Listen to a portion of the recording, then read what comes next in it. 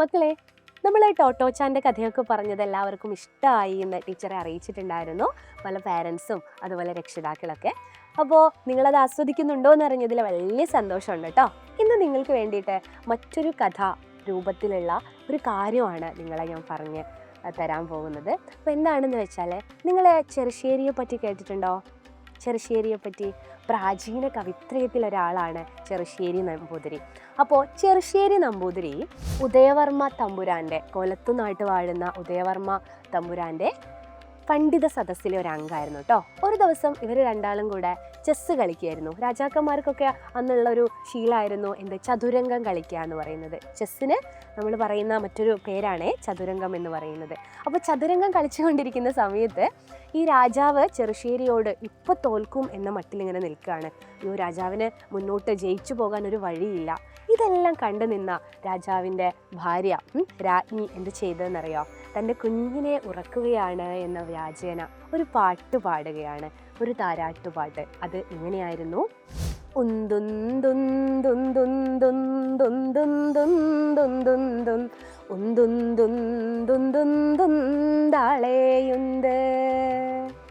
ഞാൻ പറഞ്ഞത് ആ പാട്ടിലൂടെ നിങ്ങൾക്ക് എന്തെങ്കിലും മനസ്സിലായോ? എന്നാൽ രാജാവിൻ്റെ മനസ്സിൽ ലഡ്ഡു പൊട്ടി കേട്ടോ.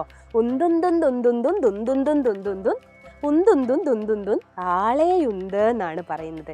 ആള് എന്ന കരുവിനെ തൊട്ട് മുന്നിലോട്ട് ഉന്തിക്കഴിഞ്ഞാൽ, എടുത്തു വെച്ച് കഴിഞ്ഞാൽ രാജാവ് ആ കളിയിൽ ജയിക്കുമെന്നുള്ള കാര്യം രാജ്ഞി ഈ പാട്ടിലൂടെ അദ്ദേഹത്തെ അറിയിക്കാൻ ശ്രമിച്ചതാണ്. അപ്പോൾ രാജ്ഞി പറഞ്ഞ കാര്യം പെട്ടെന്ന് രാജാവിന് ക്ലിക്കായിട്ടോ.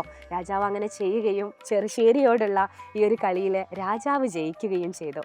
അപ്പോൾ രാജാവിന് വലിയ സന്തോഷമൊക്കെ ആയില്ലേ. അപ്പോൾ ചെറുശ്ശേരിയോട് പറയുകയാണ്, ഇത് അതിമനോഹരമായ ഒരു താളത്തിലാണ് രാജ്ഞി ഈ ഒരു പാട്ട് അല്ലേ രൂപപ്പെടുത്തിയിരിക്കുന്നത്, മഞ്ചരി വൃത്തത്തിൽ.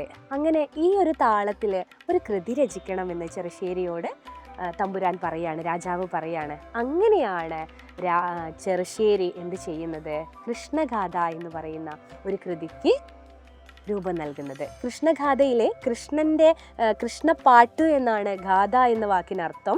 ഗാഥ എന്ന വാക്കിനർത്ഥം പാട്ടാണ്. അപ്പോൾ കൃഷ്ണപ്പാട്ട് എന്നാണ് ഇതിന് മറ്റൊരു പേര്. ഈ കൃതിയിൽ മുഴുവനായിട്ടും കൃഷ്ണൻ്റെ ജനനം മുതൽ സ്വർഗാരോഹണം വരെയുള്ള കാര്യങ്ങളാണ് ഉൾപ്പെടുത്തിയിരിക്കുന്നത്. അപ്പോൾ അതിമനോഹരമായ ഒരു കൃതി പിറക്കാൻ ഈ ഒരു ചതുരംഗം കാരണമായി, രാജ്ഞിയുടെ ആ ഒരു പാട്ട് കാരണമായി. നിങ്ങൾക്ക് എല്ലാവർക്കും ഈ ഒരു കഥ ഇഷ്ടമായി എന്ന് വിചാരിക്കുകയാണ്. നിങ്ങൾക്ക് പഠിക്കാനുള്ള ഒരു പാഠഭാഗം ചെറുശ്ശേരിയുടെ കൃഷ്ണഗാഥയിൽ നിന്നുള്ള ഒരു ഭാഗമുണ്ട് നമുക്ക് മലയാളത്തിൽ പഠിക്കാനായിട്ട്. അപ്പോൾ എനിക്കിന്ന് പറയാനുള്ളത്, ഇങ്ങനെ അല്ലേ നമ്മളെ പാഠഭാഗത്തിനപ്പുറത്ത് നിന്നുകൊണ്ട് ഇത്തരത്തിലുള്ള കുറേ കാര്യങ്ങൾ നിങ്ങൾ അറിയുമ്പോൾ നിങ്ങൾ ഒരുപാട് കാര്യങ്ങൾ ഇങ്ങനെ പഠിച്ചു വെക്കുകയാണ്. പുരാണങ്ങളായിക്കോട്ടെ, അതുപോലെ തന്നെ നമ്മൾ അറിയേണ്ട ഒരുപാട് കാര്യങ്ങൾ ഇനിയും ഉണ്ട് എന്നുള്ള ഒരറിവാണ് ഇതൊക്കെ നിങ്ങൾക്ക് തരുന്നത് അല്ലേ.